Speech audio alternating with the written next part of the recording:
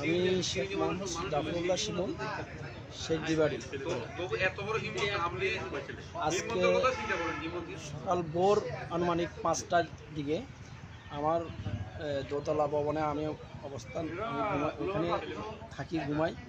ওইখানে অতর্কিতভাবে আমার গৃহকারী ভিতর ঢুকছে। ঢুকার পরে তারা আমার সাথে সাথে শোয়াত ঘুমন্ত অবস্থায় আমার ওয়াইফ ছিল, আমার ছোটো বাচ্চা এবং আমি ছিলাম, এই দুজনেই আমাকে ওখান থেকে ঘুমন্ত অবস্থায় জাগ না হওয়ার সাথে সাথে আমাকে কথা বলবো না, চুপ থাকবো, আমরা যেটার জন্য আসি ওটা আমরা কোনো ক্ষতি করবো না, এই কথা বলে আমার হাত পিছনে বাঁধছে, আমার চোখ বাঁধছে।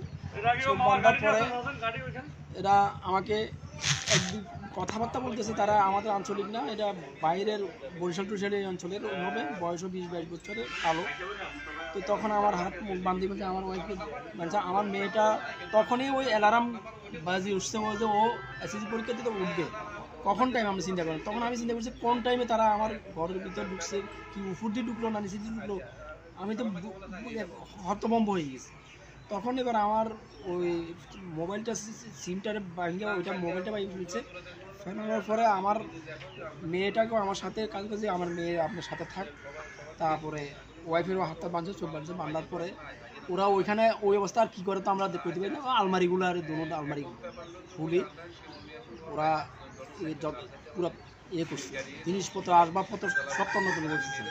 কিন্তু এটা বুঝলাম যে তারা পরবর্তীতে ক্ষিপ্ত হয়ে গেছে আমার উপর, বলতেছে তোর গয়নাগাটি বা টাকা পয়সা কই, এগুলো তো আমরা কিছু পাইনি। আমি যে দেখ এখানে আমি থাকি, আমি এমনি অসহায়, আমি দিন করবো, আমি অসুস্থ মানুষ, আমার কাছে এমন কোনো কিছু নাই। তবে এটা এখানে আমি আমার ভাই এটা প্রবাসে থাকে, ওনাদের আসবাবপত্র ওনারা কী রাখছে না রাখছে ওটাও আমি জানি না সঠিক। তোরা এখানে পাস নাই, এখন আমার কাছে কিছু নেই বলে, সঠিক কথা কোনো হইলে জমা করে নইলে তোর মেয়েকে। এক পর্যায়ে আমি বলছি আমাদের কাছে কিছু নেই।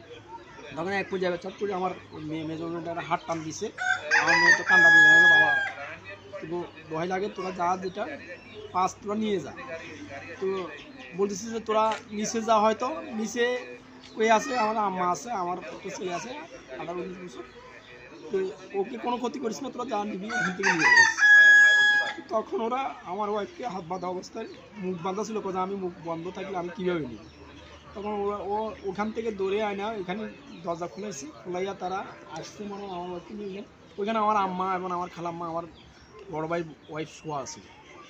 তো ওইখানে দেখি কথা, এখানে বুড়া বুড়ি শুয়ে দিয়েছে, এখানে কেন আনছে। ওইখান থেকে আবার ব্যাক করে ওই সামনে লাইট জ্বলে, ওখানে আমার বাড়িতে ওয়াইফ থাকে, ওইখানে দরজার সামনে দাঁড়াইয়া ওরা কি জিনিস দিয়ে ওই ওয়াইফ থেকে লকটা খুলে ফেলছে। খুলেই সাথে সাথে ঢোকার পরে ওইখানে দুজনকে পানছে, আমার ওয়াইফকে পারছে, আমার বাড়িতে ওয়াইফকে। এমন এক পর্যায়ে